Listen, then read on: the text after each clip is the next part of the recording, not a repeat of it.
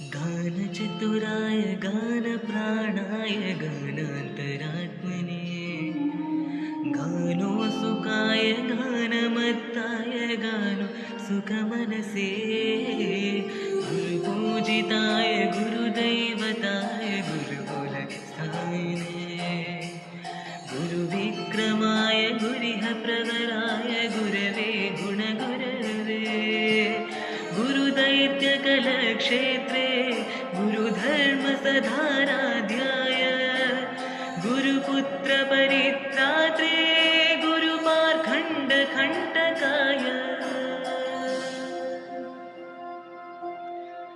गीतसाराय गीततत्त्वाय गीतगोत्राय धीमहि गूढगुल्फाय ग्रन्थमत्ताय गोजयप्रदाय धीमहि।